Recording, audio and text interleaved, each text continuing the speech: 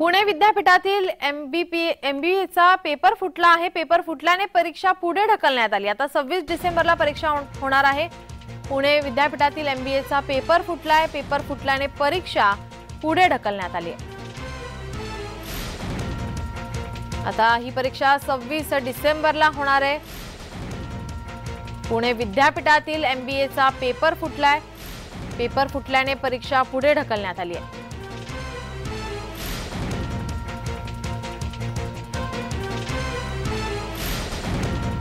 पुण्यातील ही बातमी आपण पाहतोय। पुणे विद्यापीठातील पेपर फुटला आहे। एमबीएचा पेपर फुटला आहे।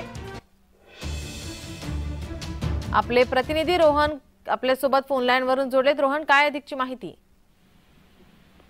नीलम, खरं बघायला गेलं तर मागील काही दिवसांपासून सातत्याने राज्यभरातील विविध ठिकाणची पेपर फुटीच्या घटना ज्या आहेत त्या वाढताना पाहायला मिळत आहेत।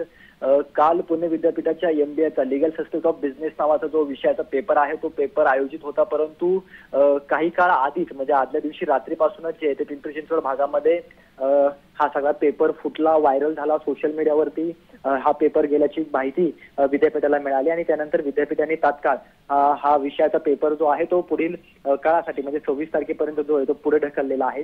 आता नवीन प्रश्नपत्रिका तयार करून पुन्हा एकदा हा पेपर जो आहे तो 26 डिसेंबर रोजी विद्यापीठ घेणार असल्याची माहिती सध्या मिळते। त्यामुळे या पेपर फुटीचा त्रास जो आहे तो नाहक जे खऱ्या अर्थाने अभ्यास करतात त्या विद्यार्थ्यांना भोगावा लागतोय की काय, असा प्रश्न जो आहे तो आता सध्या उपस्थित झालेला पाहायला मिळतोय।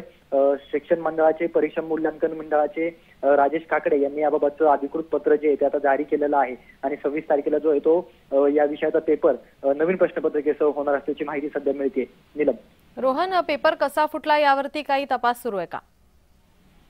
खरं तर गेल्या काही दिवसांपासून सातत्याने पुणे विद्यापीठाच्या परीक्षा मंडळाकडे या तक्रारी येत होत्या की विविध पेपर जे आहेत ते फुटतायत आणि या पेपर फुटतायत आणि यावरती काहीतरी कायमचा तोडगा काढावा अशा प्रकारची मागणी जी आहे ती केली जाते। नेमका हा पेपर आता कोणाकडून फुटलेला आहे, कोणाच्या माध्यमातून गेलेला आहे आणि याच्यामध्ये कोण दोषी आहेत हे आता लवकरच कुलगुरू एक समिती बसून त्याच्यावरती निर्णय घेण्याची शक्यता आहे। त्यामुळे काय नेमकं कुलगुरू कोणाची समिती बसवतायत आणि कधी निर्णय याबाबतचा स्पष्ट होतोय आणि कधी या दोषींवरती कारवाई होते हे पाहणं देखील आगामी काळामध्ये महत्त्वाचं ठरेल। नक्कीच रोहन, तुम्ही आमच्यासोबत असेच जोडलेले राहा।